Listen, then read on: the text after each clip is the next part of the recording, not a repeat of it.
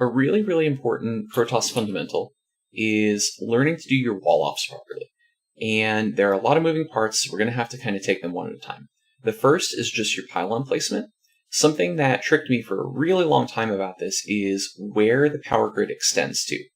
So look up at the top here by this little water tower thingy. I want you to compare the difference between these two pylon placements. So this one that's flush gives me full confidence as a new player that I'm going to be able to place my gateway right up against the terrain. This one feels scary to me and like it's not going to work, like the little edge here isn't going to be powered when I try to put my gateway there.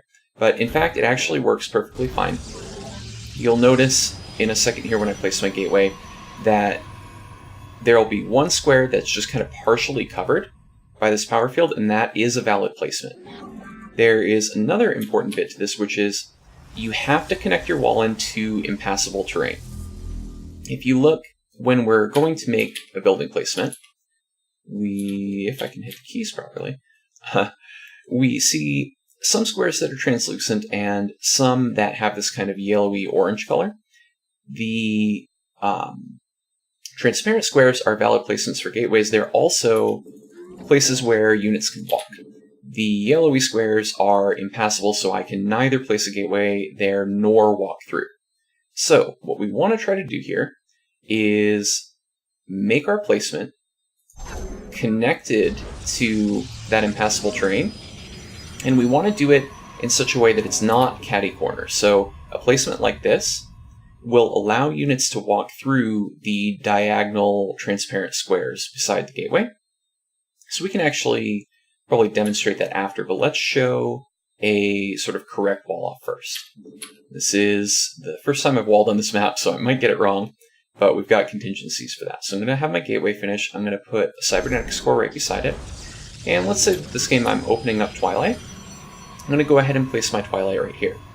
Now, again, notice there are ways to do this improperly. I could, for instance, place it here, and I will not be able to hold position in that gap with one unit.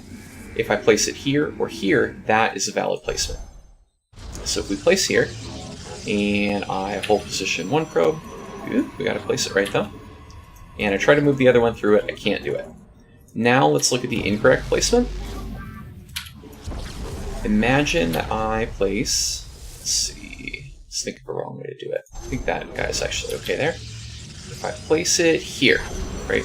No, not there. Here. And I try to hold position sort of in between these two, right?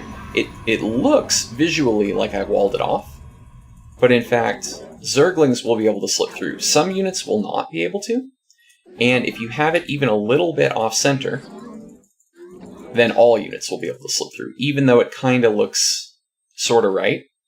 So the key things to remember are to always connect your buildings to the impassable terrain. So like this, not like that or like this. And to also connect your buildings to one another, leaving a gap in between.